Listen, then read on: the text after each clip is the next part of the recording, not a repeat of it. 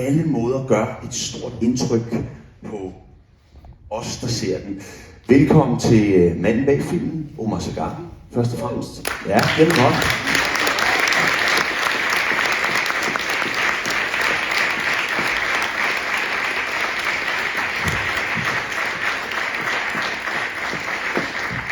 Vi skal tale om din film, Omar, og så skal vi tale om noget af det, som ligger som sådan en form for understrøm gennem hele filmen, nemlig den her kritik, både af politikerne, men især medierne, og det er medierne, vi skal tale om i dag, ud over din film. Og derfor så har vi inviteret gode folk her på scenen. Markus Rubin, kronikredaktør på Politiken. Velkommen til dig. Tak. Og velkommen til Anton Geist, journalistisk chefredaktør på Information. Og også velkommen til dig, Paul Rein. Du er seniorrådgiver i Amnesty International, og så er du også uddannet journalist og arbejdet som journalist i flere år. Lad os starte med dig, Omar. Først og fremmest, det her det er jo en meget personlig film. Det er en film, hvor du fylder. Det er også en film, hvor din far fylder. Det gør han jo i flere af dine film, men også i den her. Fortæl os lige alle sammen, som I har set filmen. Hvorfor har du lavet den?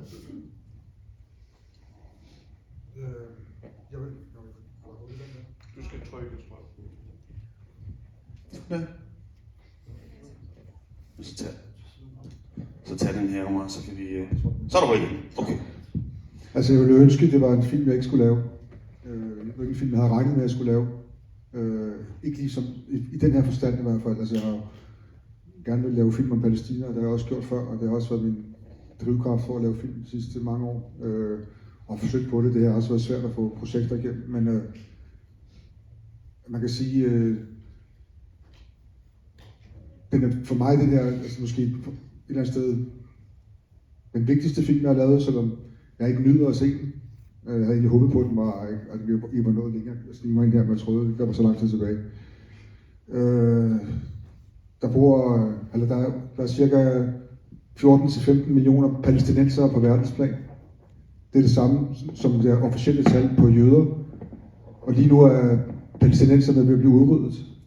Og må vi se, hvor lang tid der stadig er de 14-15 millioner, om det tal, der synker eller vokser, fordi de gør, hvad de kan. Zionisme for at udrydde palæstinenserne. Både den rabiate og den liberale zionisme i alle dens former. Og samtidig med, at palæstinenser over hele verden, de bliver demoniseret mere end nogensinde, og det kan vi jo se herhjemme, som er et godt eksempel på. Så derfor har jeg lavet film. Men hvordan skal vi betragte filmen, Omar? Altså skal vi betragte den som et partsindlæg? Som aktivisme? Hvad er det? Folk må synes, hvad de vil. Altså, de må kalde den, hvad de vil. Altså for mig har det været en nødvendighed. Jeg tror, det er nok det bedste ord. Nogle kalder det en aktivistfilm og så videre. Så kan man også kalde Schindlers Liste og alle de her film, der er lavet om Holocaust for aktivistfilm. Men det handler om et folk, der vil blive udryddet. I det her tilfælde er det mit folk. Og det er, for mig at se, at det er et stykke... Jeg tror, hvis man skal se lidt udefra, så er det også et stykke Danmarks historie og en samfundshistorie og et bevis på og dokumentation på, at Danmark var med til at begå folkedrab, selvom både medier og politikere gør alt, hvad de kan for at bevise det eller modsige det og gøre det modsatte, sige det modsatte.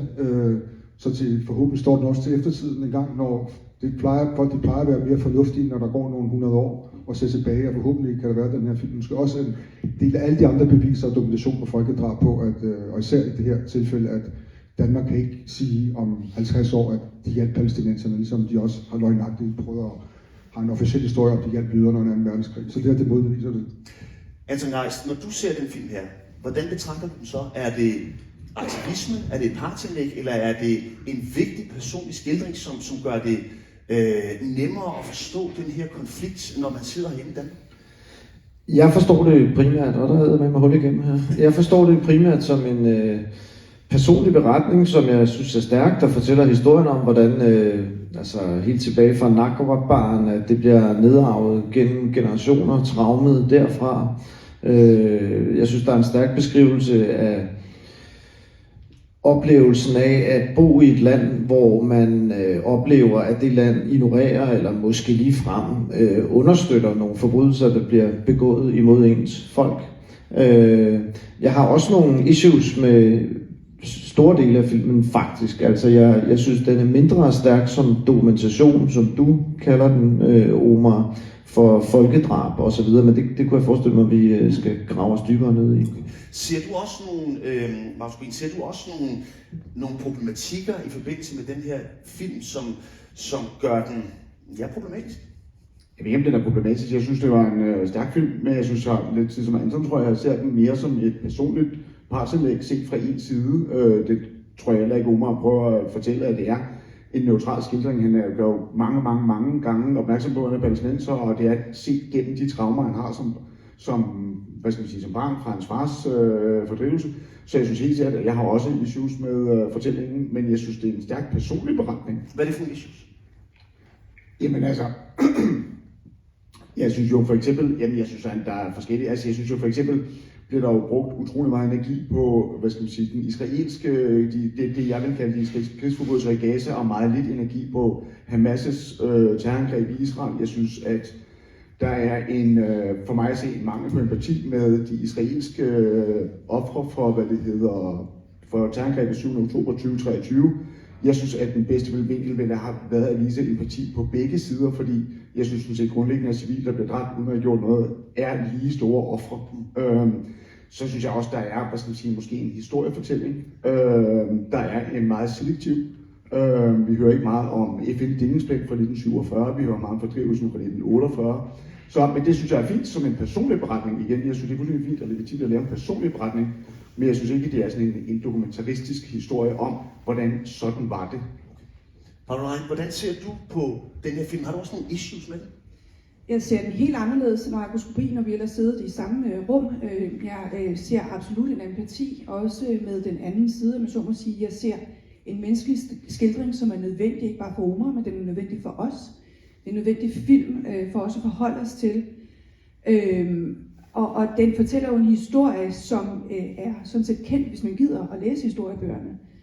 Hvis man gider at sætte sig ind i det, så er den sådan set ikke problematisk på nogen som helst måde i forhold til hverken den personlige skildring, eller hvad der er foregået historisk set, og hvilke konsekvenser det har haft.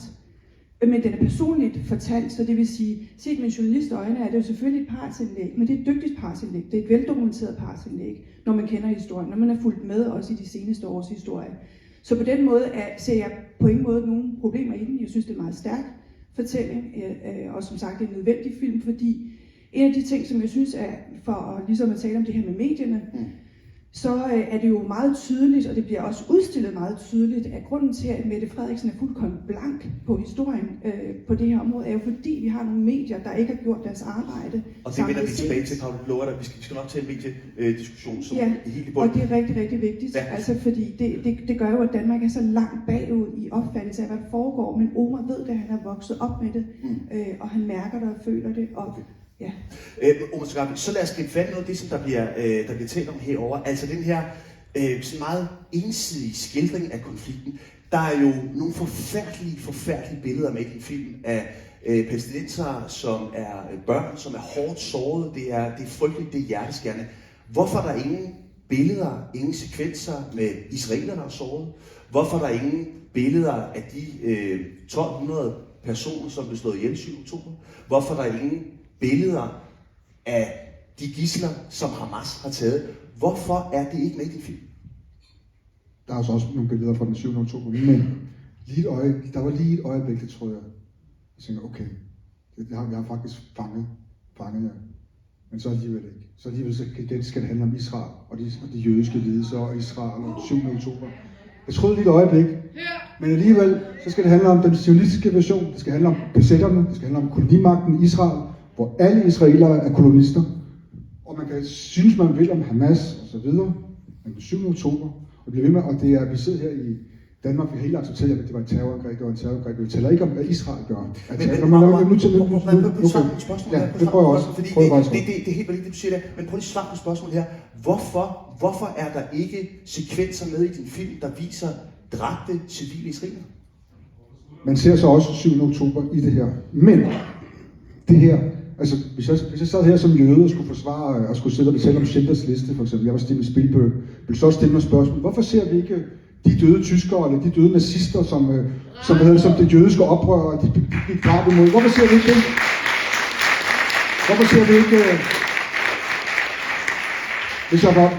det?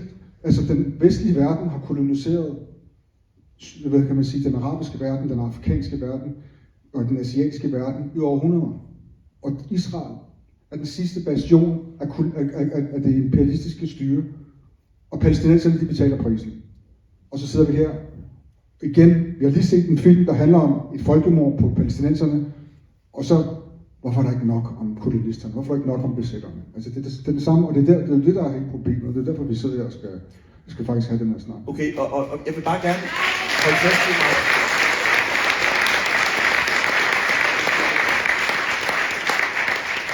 Altså, hvad siger du til det, som Omar siger her, at vi, sådan hører der, har rigelig fokus på de ofre, som Israel har måttet lide i den her konflikt, og at det nu er helt på sin plads, at man får tegnet et billede af, hvordan man som palæstinenser, både i Gaza, men også i Danmark, oplever den her konflikt? Det synes jeg også sådan set fint, man kan. Nu var det egentlig ikke mig, der nævnte det med israelerne, men jeg synes nu selv, jeg har selv beskæftiget mig meget med det her, og har selv faktisk fundet det ret interessant, og interesserer mig også for eksempel gidslerne og hvad der skete 7. oktober. Det har jeg faktisk ment var interessant, også for at forstå alt det her. Da jeg talte om mine issues før, der er det i virkeligheden mere, når du, Omar, taler om det her med at dokumentere Danmarks historien og sådan, så tænker jeg, der er jo meget nøje udvalgt nogle klip, hvor politikerne er meget kritiske over for, eller meget lidt støttende over for palæstinenserne, kan vi vel sige, og meget pro-israelske. Og det er jo vigtigt at få med, og jeg hører også til dem, der mener, at danske politikere var alt for langsomme til at ture kritisere Israel. Det er jo helt givet, at det var sådan. Men jeg synes nu også, at hvis man vil skrive Danmarks historie, så bør man også vise noget af al den kritik, der trods alt alligevel også er kommet. Altså at selv Mette Frederiksen og selv Lars Løkke Rasmussen og dem du citerer, har jo også faktisk været ret kritiske senere. Altså det ser for mig ud som om du har... De gode sidste. Det ser for mig ud som om du har valgt nogle ret tidlige klip, hvor jeg er helt enig i, og har skrevet masser af ledere om, at det var langt ude, at man ikke i højere grad var kritisk over for Israel. Men du har ikke nogen af de senere klip med, og det ville, hvis jeg ville være ude på at dokumentere Danmarks historien, så ville jeg også have taget noget af alt det med. Hvorfor det ikke med? Altså de gode nazister, den skal vi også have med, eller hvad? Altså jeg siger ikke, nu snakker jeg bare om igen tilbage til, hvis det er en film... Altså sammenligner du med nazister? Det er ikke det, nu prøver at beslutte mig selv færdigt. Ja, det kan jeg godt på nogle områder også, men det er faktisk, det skal på det, altså hvis man er med til at begå folkedrab. Men i forhold til, at igen, hvis det var vi vil ikke have den her diskussion, hvis det var en film om holocaust. Det er fordi de palæstinenser, de er så demoniseret i Danmark, i resten af verden, at vi lige skal have den der med, og prøv at høre, skal jeg undskylde for Mette Frederiksen, fordi hun har blødt lidt op, fordi der er lagt pres på hende, hun har blødt lidt op i forhold til at have været lidt mere kritisk over for Netanyahu. Når hun ikke engang selv har været ude og undskylde for sig selv, hun har ikke engang selv taget ansvar for de udtalelser, hvor hun har været med til at bakke op om et folkedrab, hvor hun har været med til at demonisere palæstinenser. Skal jeg så, altså min pligt, jeg skal også lige... Nej, du skal ikke undskylde, du skal bare citere. At jeg skal undskylde på vegne af Lars Løkke og Mette Frederiksen, hvor de egentlig burde, altså det eneste sted, hvor de burde undskylde, det er menneskerettighedsdomstolen nede i Haag. Okay, godt. Der taler vi forbi hinanden. Jeg siger ikke, at du skal undskylde på deres vegne. Jeg siger bare, at du skal citere dem, fordi de faktisk har sagt undervejs. Hvis man vil skrive Danmarks historie, så må man også have det med, der peger en anden retning end ens vinkel, synes jeg. Og undskyld. og det er bare fordi, at vi forvirrer alle genrerne, og at du tager den præmis, som er så almindelig brugt i dansk journalistik. I'm sorry, Mads, men jeg er simpelthen nødt til at bryde ind her, fordi vi kan jo ikke sidde først og blive enige om, at det her ikke er en journalistisk film, men en personlig film, hvorefter Anton Geis bliver ved med at argumentere for journalistiske ting, som mangler i filmen. Det er jo ikke det, den handler om. Så altså, nu er vi blevet bedt om at komme ind og tale om mediernes ansvar i det her, og i stedet for så skal Omar sidde og forsvare sit værk, som er en meget personlig dokumentar. Det synes jeg ikke er rimeligt. Jeg lover dig for, at vi skal nok komme til kritikken af medierne, men jeg synes også, det er helt fair. Det er også helt fair, at man som instruktør og filmskaber står på mål for sin film, inden vi bevæger os videre i debatten. Men det er jo det, debatten handler om i dag. Og det skal vi også komme til. Og lad os lige få dig på, Martin, her. Fordi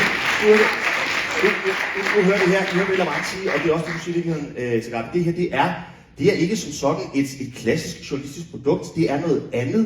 Det er en personlig beretning, og der må man godt så at sige farve tingene på en måde, som gør, at også vi herhjemme rent faktisk forstår, hvad der er på spil for palæstinenser herhjemme og for dem i Gaza. Hvad siger du til det? Jeg synes, det er fuldstændig fint at lave en personlig film. Jeg har intet problem med at lave en personlig film, så længe man fremstiller... Altså, jeg synes ikke på nogen som helst måde, at den fremstiller sig selv som noget som helst andet end en personlig film. Det er Omars historie, det er fortalt af Omar gennem hans palæstinensiske... Jeg synes på ingen som helst måde, at den på nogen måde antyder at være noget andet. Det var i forbindelse med Antons bemærkning om der var en forsøg på sådan en dokumentarisme af, hvad der, hvad skal man sige, hvis man løftede det helt op og kiggede på det oppefra. Jeg synes, det er fuldstændig legitimt at lave den her type film. Jeg har ingen problemer med det på den måde. Okay, godt. Og så lad os bevæge os videre til det, som i hvert fald du, Paula, meget, meget gerne vil tale om, og som i virkeligheden også er en understrøm i hele filmen, nemlig den kritik, som du i virkeligheden rejser over mig af politikerne, men især også medierne, for at på en eller anden måde mildest talt have såret timen i dækning af den her konflikt. Prøv at skære det helt ind til benet. Hvor er det præcist, at de danske medier har fejlet i dækning af den her konflikt? Jamen altså, vi kan bare lige spole tiden et halvt minut tilbage, vi kan jo se her. Altså, den måde, at de prøver på at kode den her historie ned, som er dokumentation også på, hvad der foregår. Det er en personlig historie, men jeg tror ikke, der er mange palæstinenser, der vil være uenige med mig om, at de føler nøjagtigt det samme, og de ser nøjagtigt det samme, og alle mulige andre. Os, der har indsigt i de sidste 2,5 år, hvor der foregår også folk på et højt plan, på juridisk højt plan. Og nu prøver de netop at negligere filmen til, jamen det er bare en personlig historie. Det er bare en eller anden palæstinenser, som føler lidt for meget, men vi kan ikke tage det som et historisk dokument. Så det vil sige, og det desværre det, som vi har været op imod, som vi er op imod. Vi er op imod et Danmark, hvor vi har en presse og kan man sige, en regering og et folketing, som er opdraget og inficeret af en zionistisk tankegang. Det er helt Danmark, vi blive... Hvordan kommer det til udtryk for mig? Altså, det er jo en voldsom anklage. Hvordan kommer det konkret til udtryk? Når vi kommer til udtryk? Jamen altså, det kommer jo blandt andet, man kan jo tage... Man kan starte med politikken. Politikken, som har haft en chefredaktør i mange år, Herbert Pundik, som var erklæret Mossad-agent. Han blev dokumentiseret af politikken selv. Og du kan godt sidde og sukke, jeg har sagt det før, vi har stadig ikke taget det opgør. Okay. Men det er bare for at komme med et eksempel. Og det er, der er en romantisering af zionismen i Danmark. Og det er stadig historien om et land, som var, jøderne havde ikke et land, så de skulle have deres eget land. Og det er den romantiske historie. Nu ser vi resultatet. Hvordan ser du zionismen i politikens spalter? Nu ser vi, hvordan de for eksempel har dækket hele det palæstinensiske folkedrab. Kan du nævne en artikel, som har været særlig mange? Markus Rubin selv har flere gange ude, han har prøvet at demonisere demonstrationerne. Hvordan har I gjort det? Blandt andet ved at fremhæve slogan from the river to the sea, at det er et antisemitisk slogan, som vil udrydde alle jøder. Du har været ude og du har også ude og demonisere, for eksempel, da du kritiserede de frie grønnes valgplakater, og fordi der stod zionismen ud af København, så har du lavet lighed med, at det drejer sig om, at jøderne skal ud af København. Så det bliver ved med at sætte lighedstegn mellem antisemitisme og antisionisme, og på den måde skaber du faktisk antisemitisme. Men i det sidste ende, så forsøger du at det handler om at demonisere den palæstinensiske frihedskamp til sidste ende. Rubik, det skal du selvfølgelig lov til at svare på. Det er nogle meget voldsomme anklager, der kommer, både mod jeres tidligere chefredaktør og også mod de journalistiske arbejde. Hvad siger du til det her? Jamen, jeg ved ikke, om nu døde Herbert Pundik for mange år siden, han var chefredaktør, før jeg kom begyndt på politikken. Jeg ved ikke, om det lige er lige her, vi skal drøfte på Herbert Pundiks historie. Men jeg synes, det er fuldstændig rigtigt. Jeg har skrevet en kritisk leder om Frie Grønnes på plakater i valgkampen Befri København fra zionisme. Jeg synes indlysende, det spillede på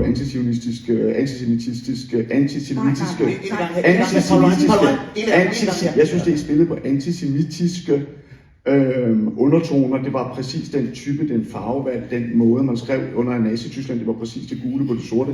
Det taler direkte ind i, at København er inficeret af zionisme. Det er fuldstændig klassisk antisemitisk struktur, at der på en eller anden måde er en underliggende, at man har kontrol over disse myndigheder på en skjult måde, og man skal blive fri for det. Det er fuldstændig rigtigt, det skrev jeg. Det mener jeg stadigvæk var antisemitisk. Men det handler ikke om konflikten i Gaza. Og for mig at sige det, og det er fuldstændig forkert. Jeg har skrevet utrolig mange ledere om, at Netanyahu er krigsforbryder, at jeg synes, han skulle tage til Haag, at jeg synes, at Israel begår krigsforbrydelser, så jeg synes, det er lodret forkert, at jeg ikke har fordømt Israel. Jeg synes, Israel har begået utrolig mange forkerte ting, men jeg synes også, at Hamas er en terrororganisation, og jeg synes, problemet er, at det virker som om, at det er umuligt på den ene side at sige, at Israel begår krigsforbrydelser, på den anden side at sige, Hamas er en terrororganisation, der også begår krigsforbrydelser. Okay, sådan som den internationale krigsforbryderdomstol jo faktisk har sigtet dem alle sammen for. Okay. Paula, du sidder og sukker lidt her, og nu skal du selvfølgelig have ordet, fordi Ja. hvordan oplever du den her, du har jo også været ude efter medierne i forhold til, at vi kalder det her for et folkedrab og så videre. Hvordan oplever du dækningen fra de danske medier i forhold til den konflikt? Jeg ved, du er kritisk over for det. Utrolig inkompetent, altså helt utrolig uhyggelig grad inkompetent. Okay. Hvordan det? Ja, hvor skal man næsten starte? Altså, men vi kan jo starte i forhold til det der med at sætte lighedstegn mellem zionisme og jødedom, hvilket der ikke er. Zionisme er en politisk ideologi, jødedom er en religion og en etnicitet. Så lad os lige få det på plads. Så det vil sige, når man, fordi du blander tingene sammen igen her. Og det, altså, du må gerne være kritisk over for Frie Grønnes plakater og så videre, men det er, som Omar siger, når det er, man begynder at sætte det som lighedstegn i forhold til, at man så, fordi man er kritisk over for Israel, fordi man er kritisk over for sionismen, Må jeg lige bare præcisere, at jeg er fuldt opmærksom på, at sionisme og jødedom ikke er det samme. Det jeg siger er, at der er et sammenfald mellem den måde, man taler om sionisme, når man siger, der er inficeret, og den måde, man i gamle dage i Nazi-Tyskland i 30'erne talte præcis om jøderne, som er inficeret. Det er ikke fordi, jeg ikke forstår, at jødedom og sionisme er forkert. Og uanset hvad Paula måtte mene. Kun fordi det går ondt. En gang her, venner. En gang her. Ellers så er der ingen. Jeg fornemmer allerede, det er en debat, hvor vi ikke bliver enige i aften. Og det tror jeg bare, vi skal acceptere, og så tror jeg, vi skal lade hinanden tale ud og tage det helt stille og roligt. Fordi det har jo været en lang politisk valgkamp. Jeg kan allerede mærke nu, jeg har modereret en del debatter i valgkampen. Der er intet af det, der har så meget energi, som det her emne har. Så det skal vi lige huske alle sammen, ikke? Paula Rein, prøv lige at være konkret her, i forhold til, hvor er det konkret i spalterne det kunne være politikken, det kunne også være information, at du oplever, at der er et slagside. Det er et fuldstændig samlet billede. Altså, det er det samlede billede. Prøv at høre her. Jeg har ikke været journalist i flere år. Jeg har været journalist i 30 år. Jeg har også været i Israel og Palæstina. Jeg har læst mange af de bøger, som er fuldstændig gængs, almindelige bøger, som man kan læse om historien. Jeg kan se ud af spalterne, når jeg ser danske medier, at det er der ikke styr på, og det var der ikke fra begyndelsen. Der er en grund til, at danske politikere... Jeg har masser af konkrete eksempler, men det hjælper jo ikke at have nogen som helst konkrete eksempler. Det hjælper jo ikke med konkrete eksempler. Jeg kan give dig det overordnede overblik. Når vi har en statsminister, som ikke har styr på historien, så er det fordi, hun læser danske medier. Hun har ikke fået det at vide. Jeg kan give dig et eksempel, da en af mine gode israelske venner var på besøg og havde haft møder med politikere, så siger han, det er simpelthen utroligt, de er jo et år bagud i viden, de aner ikke, hvad der foregår. Det er fordi, de læser danske medier. Og jeg stoppede med at læse danske medier om det her område meget, meget tidligt efter den 7. oktober, fordi jeg kunne se, at I har simpelthen ikke styr på det. Så jeg begyndte simpelthen at kunne læse internationale medier, kunne følge det på sociale medier osv., for at få verificeret, hvad det var, der foregik. Med undtagelse af Information, som har lavet en hæderlig dækning, med undtagelse af Rasmus Tandholt, som heldigvis blev sendt på TV2 og kunne lave nogle gode reportager. Så jeg vil egentlig hellere fremhæve de få gode eksempler, der har været, fordi der har været så mange dårlige eksempler hele vejen igennem. Og det er det, som Omar prøver at fortælle her, fordi det er det, der trækker skævt i den her historie. Det er det, der gør, at folk ikke kender Palæstinas historie. At folk tror, at det bare er noget, der startede den 7. oktober 2023. Altså, guys.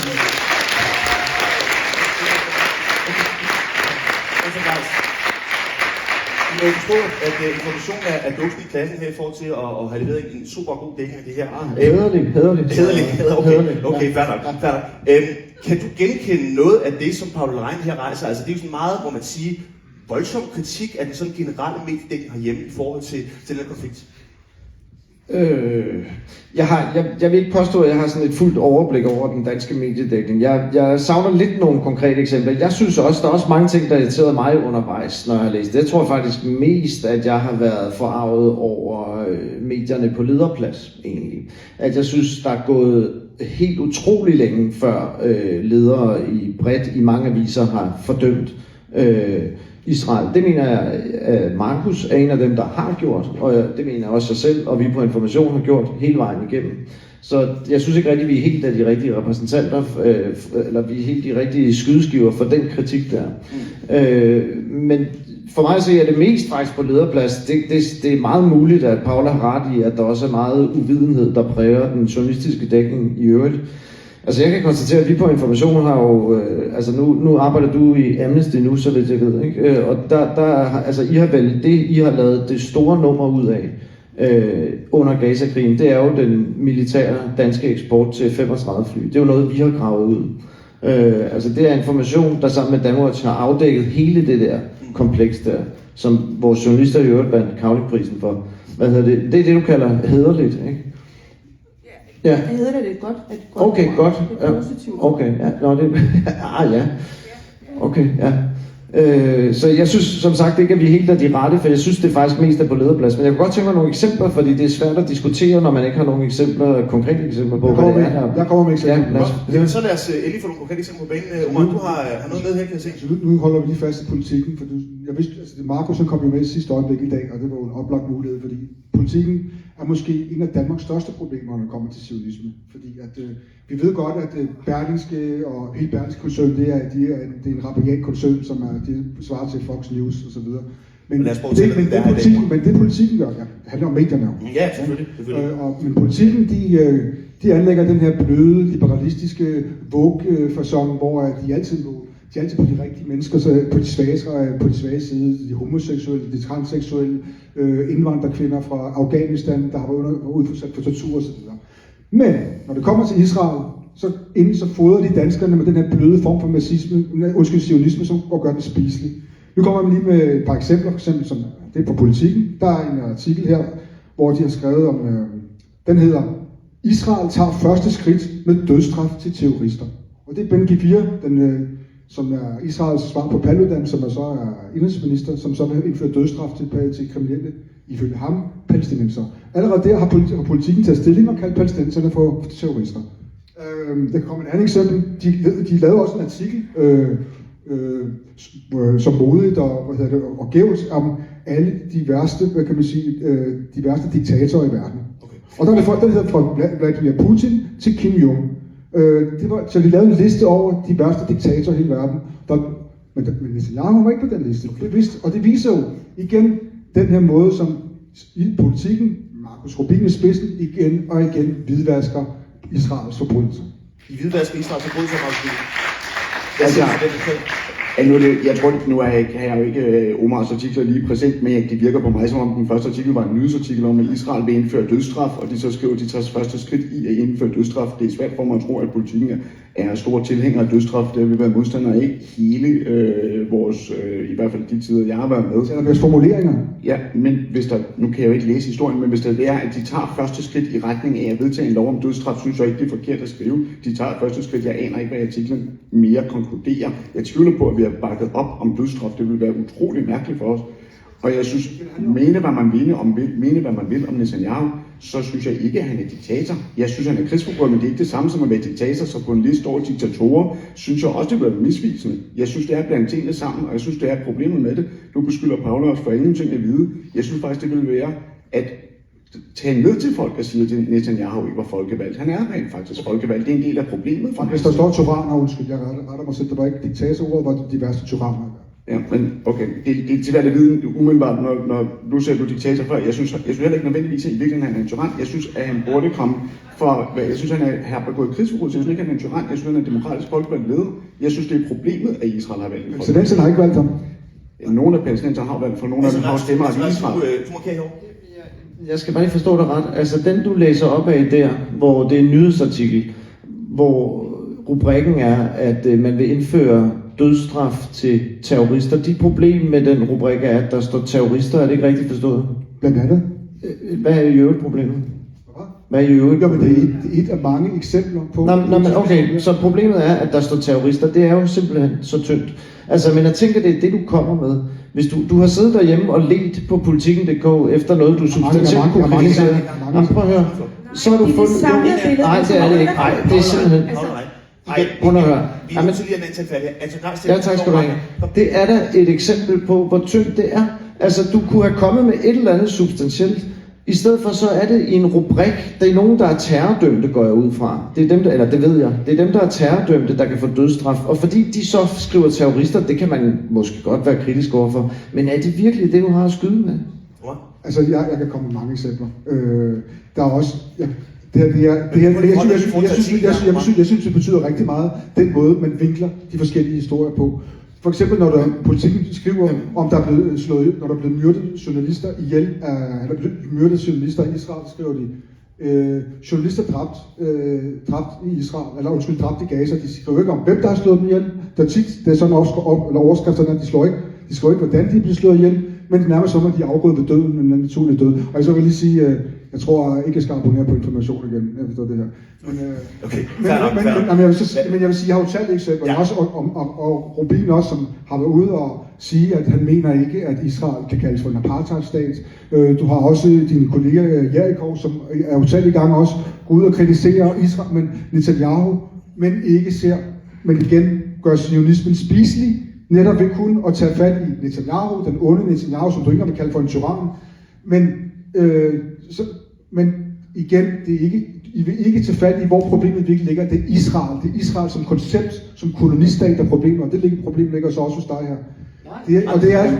Vi er uenige, vi anerkender Israels ret til at eksistere, så på det punkt er det 100% rigtigt. Vi er grundlæggende, vi støtter oprettelsen af en palæstinensisk stat, og en israelsk stat, vi er ikke modstandere af. Hvad er det for en palæstinensisk stat, du taler om? En palæstinensisk stat, der er bred enige om, skulle oprettes i Gaza, Vestbredden og Østjerusalem. På munden, eller hvad? Nej, ikke på munden. I de besatte områder fra 67. Okay, godt. Så lad os prøve at blive fat noget konkret, fordi denne diskussion omkring folkedrab eller ej, det er jo noget, som har baseret meget, meget længe, og Paul Lein, du har også involveret dig meget lige præcis i den diskussion, og har skrevet, at det kunne medierne sådan set meget, meget nemt, og det burde de kalde det, som der foregår i Gaza lige nu. Hvad siger du til, at, og det er meget bekendt, både Information og Politikken, der jo altså siger, jamen, det kan man ikke kalde det, fordi rent juridisk, så er der ICJ har ikke taget stilling til nu, om hvorvidt der er tale om folkedrab eller ej. Prøv lige at give os din kritik af, at medierne ikke vælger at kalde det for et folkedrab. Det jeg har sagt i P1, det er, at man sagtens kan citere for, at det er et folkedrab. Du kan citere mange eksperter, du kan citere mange rapporter, rigtig mange rapporter ud over vores. Så kan du citere en lang række eksperter for, at de mener, at det er et folkedrab. Det er det, jeg har skrevet.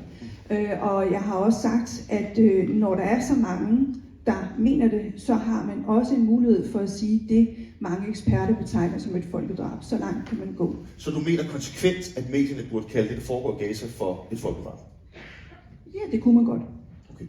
Nej, som citeret, som jeg sagde lige før. Altså, nu skal du ikke lige lægge på ord i munden på mig. Altså, nej, du forstår godt, hvad jeg mener. Fordi du er også journalist, og du er uddannet journalist. Så du ved godt, hvad det er, jeg mener. Du lægger en kilde på ordet folkedrab, og benytter dig af ordet folkedrab. Det er det, jeg sagde. Okay. Anton Geist, hvad siger du til det? Altså, den her diskussion om, som jo har varet ganske længe, og som jo betyder meget også for dig og mig, du siger, det er konsekvens, det er et folkedrab, det der foregår. Hvorfor er det, at man fra Informationsside ikke vil, i det omfang, som f.eks. Paul Lein mener, det er nødvendigt, bruge betegnelsen folkedrab? Nå, men altså, det er jo uproblematisk selvfølgelig, at vi kan jo godt citere Amnesty for, at det er et folkedrab. Det er klart, det mener Amnesty, det er, og man kan også godt finde eksperter, der mener, at det er det. Og det kan man jo så citere dem for, og det gør vi også i det omfang, vi bruger dem som kilder. Men det er rigtigt, at vi kalder det ikke et folkedrab. Og det er jo en lang diskussion. Når vi ikke gør det, så er det fordi, at det er et meget, meget svært beviseligt begreb. Altså det er en del af juraen, som er ekstremt vanskelig. Altså de fleste jurister har bevæget sig. Nej, prøv at, jeg er klar over, at jeg ikke kan salen med mig her, men jeg prøver alligevel at forklare. Jo, det har jeg. Jeg har dem, der har forstand på det med mig. Jamen det har jeg. Det har jeg. Jamen, ja. Hvad siger du? Okay. Hvis man nu tager sådan eksperterne i Danmark, hvis man tager professoren i folkeret på Københavns Universitet og den anden Mark Schack fra Københavns Universitet, som er dem man vel må sige på Københavns Universitet er eksperterne på det her felt, så vil de heller ikke sige, at det er et folkedrab. De vil sige, at det godt kan være et folkedrab. Der er mange, der mener meget tyder på, at det er et folkedrab, men eksperter siger typisk ikke, at det er et folkedrab. Derfor kan man godt gøre, som Paula siger, man kan citere dem, der mener det, men vi mener ikke som medie, at vi skal beslutte, at det er et folkedrab. Hvis du tager kategorierne krigsforbrydelser, forbrydelser mod menneskeheden, det er faktisk ret evident. Det kan du egentlig godt sige ud fra den forhåndværende sådan dokumentation. Det foregår. Det er der sket i Israel. Det tyder alt, eller i Gaza, det tyder alt på. Men folkedrab, det er langt mere omtvistet. Det er en helt almindelig position nu blandt mainstream juridiske eksperter at sige, det kan godt være, der er fundet et folkedrab sted i Gaza, men det er langt fra givet, at det er sket. Og derfor kalder vi det ikke et folkedrab. Det er egentlig meget simpelt. Det er en meget almindelig journalistisk praksis. Hvad siger du til det, Paul Lein? Giver det god mening for dig? det som Anton siger her, og den praksis, som Han har sådan set bare sagt det samme, som jeg lige har sagt. Okay. Men det er bare et spørgsmål om, hvilke kilder man vægter højest, som du vægter internationale eksperter højere, end du vægter de eksperter, vi har på Københavns Universitet. Der er ikke noget forkert sagt om dem overhovedet. De har udtalt deres, hvad skal man sige, vurdering af, hvad de mener. Så er der så en lang række organisationer, nogle internationale eksperter, som er kommet frem til en anden konklusion, men den, der ligesom er autoriteten på området, det er ICJ i øjeblikket, hvor sagen er ved at blive afprøvet, og det er også først da, man kan fastslå det. Men i forhold til det med krigsforbrydelser, altså i stedet for at man ligesom er fokuseret på ordet folkedrab, så kan man jo, som Anton Geist også siger, allerede nu fokusere på krigsforbrydelser. Du kan sådan set hele tiden skrive krigsforbrydelser, for det der er faktisk en rimelig konsensus omkring. Så det kunne man i hvert fald gøre. Okay. Magnus Wien, du skal lige lov til at svare på det her, fordi du ryster lidt ud over. Og krigsforbrydelser er slemt nok, vil jeg bare lige sige. Ja. Nå, bare lige, så vi alle sammen er med. Altså, det er ikke sådan, at jeg har fundet 2 danske eksperter, som siger noget, der afviger fra, hvad sådan internationale eksperter siger. Altså, det er den mest udbredte position helt klart er at sige, det kan godt være, det er et folkedrab, men vi kalder det ikke et folkedrab. Det er bestemt ikke givet, at det er det. Du skulle stille op til Folketinget, Anton Geist. Du er simpelthen så god til at være polemisk. Hvorfor er det polemisk? Det er meget polemisk, det du siger, fordi jeg er sådan set lige... Altså, Nej, du har lige sagt, at det kan godt være, at man kan finde nogle danske eksperter, men hvis man ikke vil tale med de internationale eksperter, men du kan jo se... Der er både internationale eksperter og danske eksperter, der kommer til de samme konklusioner, så det er ikke et spørgsmål om, at der ikke findes. Vi er fuldstændig enige altså, om, at du skal citere. Altså. Godt. Magnus Wien, burde politik i langt højere grad ud fra de argumenter med kilde, som Lorraine her siger, burde de så ikke i langt højere grad, når der er så mange eksperter, der til synligheden mener her, der faktisk taler om, at de vil ind og sige, at der er et folkedrab, burde de i langt højere grad ikke kalde det? Jeg synes fuldstændig, som Anton siger, at vi har gjort præcis stort set på samme måde som Information. Vi inviteret faktisk Astrid Krag, der er professor i folkeret, ind for at diskutere just dette, fordi at vi havde en debat, om man skulle kalde det folkedrab. Hun er så i hvert fald inden for dem, der er tilgængelige i Danmark, den førende ekspert. Og hun var meget kritisk over for, at man skulle kalde det folkedrab, og frarådede også så fuldt ved det råd, fordi at hun sagde, som Anton også har forklaret, at det er en ekstremt svær forbrydelse at bevise, fordi modsat for eksempel krigsforbrydelser, der har et objektivt gerningsindhold, hvis der bliver dræbt x antal mennesker med en bombe på en særlig måde, så er det en forbrydelse. Folkedrab kræver den her subjektive hensigt, som er utrolig svær at bevise. Danmark har faktisk argumenteret for, at det skulle blive lidt lettere at bevise i en anden sag i ICJ, som modsat hvad i virkeligheden også for den man Paulus siger, så synes jeg faktisk, vi har været utrolig grundige og gjort utrolig meget ud af at prøve at gøre det så præcist som muligt og sige, denne forbrydelse mener vi ikke, at det er rimeligt at beskrive, men det er fornuftigt at sige, at det er for eksempel Netanyahu er rent faktisk sigtet for krigsforbrydelser, Hamas er rent faktisk sigtet for krigsforbrydelser, prøv at gøre det så præcist som muligt, og så lidt at vi sidder inde i en eller anden form for elfenbenstorm og bedømmer det. Det synes jeg er en meget bedre måde at gøre det. Jeg synes virkelig også, det er en meget grundig måde, Information har gjort det på. Okay, godt. Omar, du er jo meget konsekvent i forhold til at kalde det her folkedrab, som sagt. Hvad siger du til de forklaringer, du får i familien? Bla bla bla bla bla bla bla. Så nogle privilegerede hvide mænd deroppe, og sådan noget, det er ikke folkedrab, og der er nogle eksperter, der siger, at det er folkedrab, bla bla bla. Og palæstinenserne, de må vente på 100 år, så der kommer en fald en dom i sagen. Jeg synes, det er så arrogant, det der, og det viser jo helt problemet. Jeg kaster fandme op, mand. Hvorfor er det arrogant? Ja, men det er det jo. Altså Markus sidder derovre, Markus Rubin, erklæret zionist, og skal sidde og fortælle om, og hvad hedder det? Jamen, det er du jo. Er du ikke zionist? Er du zionist? Jeg er ikke erklæret zionist. Er du zionist, eller er du ikke zionist? Nej, jeg er ikke erklæret zionist. Det er noget værd. Er du zionist? Og jeg synes også, det er jo... Undskyld, er du... Prøv at svare ja, nej? Nej, jeg er ikke zionist. Jeg er ikke zionist. Jeg er ikke Okay, det var i hvert fald... Udover bare det, du siger, det er jo... Okay, fint. Så siger du, så sagde du på den anden måde. Jamen, vi tager det på den måde, at du sidder... Der sidder 2 mennesker heroppe. I hvert fald især dig, Markus, som forsvarer staten Israel, og hele sionismen. Du forsvarer sionismen. Nej, jeg siger, at positionen er den staten. Jeg tror også, og jeg kan slet ikke forstå på her. Israel har selv været ude. Altså alle de fleste israelske politikere har været ude og sige død over palæstinenserne, de skal dræbe deres børn, deres kvinder, deres præsident har været ude og sige, at det er Amalek. Altså der er ikke, den største organisation af samlede eksperter for netop folkedrab har været ude og sige, at det er et folkedrab, som så hedder ævler om en eller anden op på Københavns Universitet, bla bla bla bla bla. Altså jeg synes det er så vildt det her at sidde og se det her. Men igen, I tegner nemlig et billede af alt, hvad der er vejen med Danmark. Alt, hvad der er vejen med Danmark.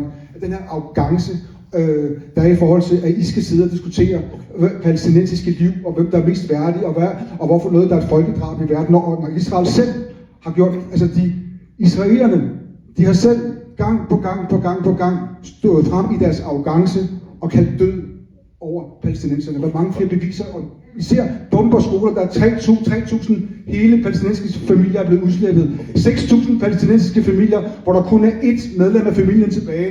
Alle skoler, alle universiteter, det hele er bombet fladt til jorden. Hvis det ikke er et folkedrab, hvad er det I venter på? En eller anden amerikansk film, der skal fortælle jer der, eller hvad?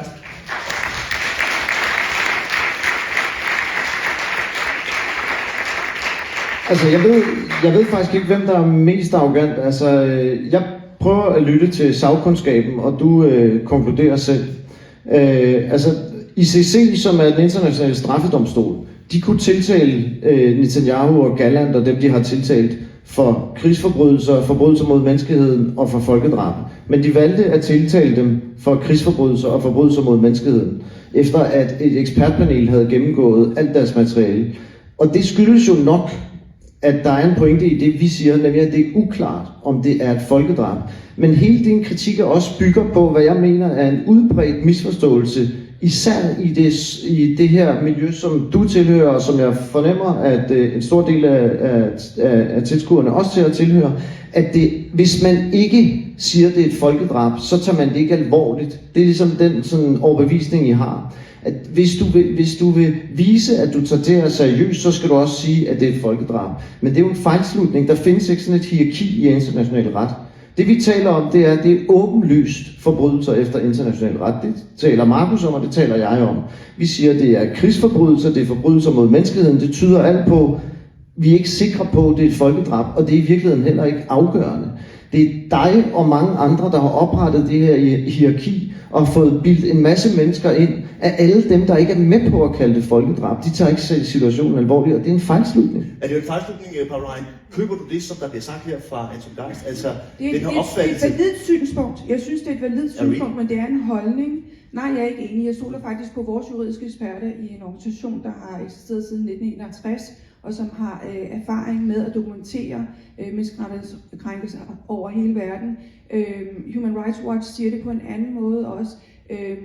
Og jeg stoler faktisk på vores juridiske eksperter, men lad os nu se, hvad ICJ siger til den tid, og så kan vi jo snakke om det bagudvendt. Lige nu synes jeg, det er meget fint, at de kan anerkende, at der sker krænkelser af menneskeheden, eller forbrydelser mod menneskeheden, og i det hele taget krigsforbrydelser.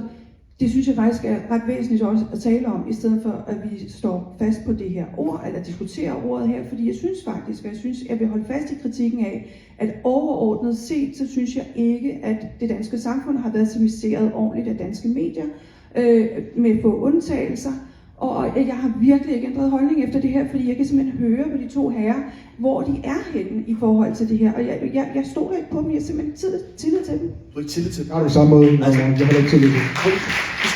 Altså de to herrer, der sidder her, det har du ikke tillid til. Hvorfor har du det? Jeg har ikke tillid til dem, fordi de er ikke uddannede journalister, og de er uddannet i at være fair. Altså de er uddannet til at køre en bestemt retning, når det er, de har nogle bevisning om noget. Og det er jo flot nok, og det er de gode til, og I er super gode til det, og I skriver godt osv. Men jeg har faktisk ikke tillid til deres dømmekraft i det her. Og hvordan er det konkret kommet til udtryk? Fordi det er jo en meget voldsom beskyldning. Hvordan er det konkret kommet til udtryk? Jamen, i det, som Anton Geist har skrevet, og det, som Markus har skrevet? Lige her. Jamen, det er hele attituden, det er det der med, at vi kommer og ser en film, som Omar har lavet, som er et vigtigt vidnesbyrd om, hvordan det føles indvendigt at være palæstinenser og mærke den her uretfærdighed, og så blive mødt af det her, og så blive mødt af den her arrogance, som I dukker op med, i stedet for at tage noget af den her kritik til jer, i stedet for at lytte til, hvad der bliver sagt af den her kritik, og så tage den til jer for helvede. Altså, så lyt dog, ikke? Diskuter det. Der er aldrig noget galt i dig, hvorfor kan du lave noget konkret? Nej, kunne jeg aldrig huske alle de her artikler, der er blevet skrevet om det. Selvfølgelig kan jeg da ikke det. Og jeg har ikke taget noget med, som vi skal sidde og dissekere journalistisk. Nej, her der siger han terrorisme. Nej, her der siger han sådan og sådan. Det er jo ikke det kommer an på. Det kommer an på overblikket. Det handler om at holde et overblik. Så det kommer ikke an på konkrete eksempler? Nej, det kommer ikke an på konkrete eksempler. Det kommer an på overblik, og det har jeg sagt flere gange til dig nu. Jeg har svært ved faktisk at egentlig svare, tror jeg. Jeg synes, det er utroligt svært, at vi prøver at forholde os til det, der bliver sagt, og sige, at der var tidligere om det med folkedrab, som vi prøver at argumentere for, hvorfor vi ikke kaldte det folkedrab. Jeg synes ikke, det er arrogant at sidde og sige, at vi prøver at følge den sagkundskab, der er, at vi venter på den dom, der kommer. Jeg synes ikke, det er arrogant at prøve. Jeg synes egentlig ikke, at det er umuligt for mig at forholde mig rigtigt til. Jeg synes, de danske medier har forsøgt efter bedste evne at navigere. Jeg synes, der har været mange. Det køber jeg. Ja, efter bedste evne, men det siger du meget kritisk. Men det er bare umuligt, at når du bare siger, at det er kritisk, uden at komme med nogen form for eksempler, det bliver umuligt at sidde og argumentere for, når du ikke har et... Det er 2,5 års dækning. Det Omar havde med, var et eksempel fra Politikken, han havde printet ud, hvor vi havde skrevet om en israelsk lov, og havde skrevet, at... Jeg har flere eksempler. Ja, okay, men det var så det, der kom frem i hvert fald. Okay, Geis, du skal også svare på kritikken her. Altså, der er tale om en form for arrogance, en uvidenhed i den dækning, som du har startet med at rose Information for, men jeg må ikke forstå, at... Jamen, jeg ved sgu ikke rigtigt, altså... Det er fordi, det er lidt mere nuanceret som så. Dækningen omkring F-35-programmet og sammen med Danwatch har været super fin, rigtig god, tak for den. Men det, som Anton giver udtryk for her, synes jeg faktisk lader mig en lille smule koldt, fordi jeg havde egentlig forventet, at du måske var en lille smule åben for den kritik, der har været af danske medier, som ikke er, den er ikke kommet ind, hvad skal man sige, fra ingenting. Altså, vi har diskuteret det her i et par år nu, så det er lidt underligt, altså, at prøve at affritte mig eksempler, som er skrevet måske af journalister, som ikke er til stede, og så videre. Det er jo helt åndssvagt. Altså, jeg taler om et overblik. Okay, Geist. Jamen, altså, jeg ved faktisk ikke rigtig, hvad altså, jeg synes, det er rimeligt nok, når du mener, at vi åbenbart har begået nogle fejl, og ikke har gjort det godt nok at efterspørge, hvad det konkret er, du henviser til. Hvem taler du på vejen af nu? Fordi nu taler jeg om danske medier. Hvem er det så, du taler på vejen af nu? Information eller danske medier generelt? Jeg nøjes med at tale på vegne af Information. Mit billede, og som jeg ikke har sagt, hvad skal man sige, okay, vi skal færdigt tale forbi hinanden. Det gør vi faktisk. Ja, det er muligt. Måske skulle du prøve at lytte til, hvad jeg siger. Jeg siger danske medier generelt. Lad lige færdig, Geist. Altså, jeg er enig i, at der oplagt har været problemer rundt omkring i danske medier. Jeg synes faktisk også, der har været noget god dækning. Jeg synes blandt andet, altså et stort outlet, altså en stor kanal som DR faktisk har haft en god. Nu nævnte du TV2. Jeg synes faktisk, at Nanna Musman og Puk Damsgaard og sådan noget har lavet rigtig gode ting. Jeg synes, det er svært at sige noget sådan samlet om danske medier, og det er nok også derfor, jeg efterspørger eksempler. Jeg vil lige sige om det her, bare lige til sidst, i forhold til det her med folkedrab. Jeg ved ikke, om der er et folkedrab. Det er meget muligt, der er et folkedrab i Gaza. Jeg tror, det er ret givet, at der er foregået krigsforbrydelser og forbrydelser mod menneskeheden. Folkedrab, det mener jeg ikke, jeg kan vurdere, at der er foregået. Det er meget muligt, at en domstol kommer frem til det om nogle år. Okay. Sidste bemærkning skal selvfølgelig tilfalde instruktøren. Det er derfor, du er årsagen til, at vi sidder her. Så nu har vi hørt en debat, hvor vi ikke blev enige. Ikke så overraskende. Prøv at høre til allersidst her. Vi har 2 journalister, som siger, at vi i virkeligheden bare står op for sandheden. Vi dokumenterer det, som det er evident at sige. Vi kan ikke skrive noget, som ikke passer. Hvad siger du til det? Det er jo grundlæggende det, vi hører her. Jeg siger, at danske medier nu har vist sig, at de har været med til at med til at vise den danske befolkning, at vi har et system, der er fuldstændig korrupt. Et system, der kun er til for de mennesker, der retter ind og lever deres malige liv. Men når tingene virkelig presser på, så er vi lige så rådden styre som det værste sorteste, eller ikke det sorteste, men det sorteste styre, man overhovedet kan forestille sig rundt omkring i verden. Det værste diktatur. Vi er lige så rådne, når kommer det til, men vi ser det ikke gennem vores malighed. Et eksempel, det er, at vi sidder her, og jeg skal sidde og retfærdiggøre for det palæstinensiske folks lidelse, og om det er folkedrab eller ikke er et folkedrab osv. Og jeg har bare lavet en film, som mig personligt, som er en personlig film, men som ikke repræsenterer, hvad der den virkelighed, i hvert fald ifølge de 2 herres øjne. Og så vil jeg bare lige sige dertil, vi lever i Danmark i dag, for eksempel, hvor en politiker som Frederik Vad, som er en del af den danske regering, han er ude og komme nu op til valget med et nyt forslag om, at der skal laves indsatsgrupper mod unge mennesker, som gerne vil konvertere til islam. Det bliver der ikke snakket om. Der bliver ikke snakket om det islam havde, det palæstinenser havde, som er ved at ødelægge vores samfund. Men samtidig kommer min pointe, samtidig med, så er der ikke noget kritik af for eksempel danske jøder, der tager ned til Gaza og slår børn og kvinder ihjel. Det er der helt stille omkring. Men så det viser det her paradoks, vi lever i. Altså, hvor hadet mod palæstinenser, hadet mod muslimer, det er ikke noget, I tager seriøst, det er ikke noget, I tager op. Og det glemmer I jeres forvirring om at skulle forsvare staten Israel, og især, okay. Især dig, Markus, og politik. Jeg er nødt til i al fairness, er jeg nødt til at give ord til sidst til dig. Det er fuldstændig absurd. Jeg skriver nærmest dagligt om, hvor stødt jeg er over den diskrimination, der er med muslimer. Det er fuldstændig absurd påstand at sige, at jeg skulle være modstander. Jeg skriver tæt på 2 gange om ugen, eller 3 gange om ugen, imod Socialdemokratiet. Så jeg synes, der er sindssygt meget diskrimination af muslimer. Jeg synes, det er en sindssyg beskyldning at få at vide, at jeg ikke er modstander af det. Okay, godt. Og det blev sidste bemærkning. Tusind tak, fordi I kom. Og tusind tak til Rosa Garbe, fordi at, du har lavet den film. Stort tillykke med. Og der er lige et par ord her, der skal sige sig undskyld, inden vi lukker helt ned. Hej alle sammen. Hej, jeg er tilbage. Det er mig, der hedder Niklas. Jeg er direktør for Command Docs. Og jeg vil bare sige, i forhold til, at hr. Geist lige nævnte, at information og politikken var, kan man sige, måske ikke helt repræsentative for det samlede danske mediebillede, og det er jo rigtigt. Vi har virkelig forsøgt at få en del repræsentanter, blandt andet fra det Berlingske hus, i tale i den her debat, og har desværre fået nej tak med henvisning til en meget, meget travl kalender op til valget. Vi har haft en anden debat på festivalen i forbindelse med den her film, hvor en repræsentant fra det Berlingske hus, nemlig chefredaktør på Weekendavisen, Martin Krasnik, sad i debat med Omar Shagawi, og den ligger tilgængelig nu på Copenhagen Docs' streamingtjeneste paradox.dk, gratis tilgængelig, så der kan man se, hvordan det bliver håndteret fra en repræsentant for det Berlingske. Det vil jeg bare lige nævne i al fairness. Tak fordi I kom, og skynd jer ud, for nu starter næste film. Tak.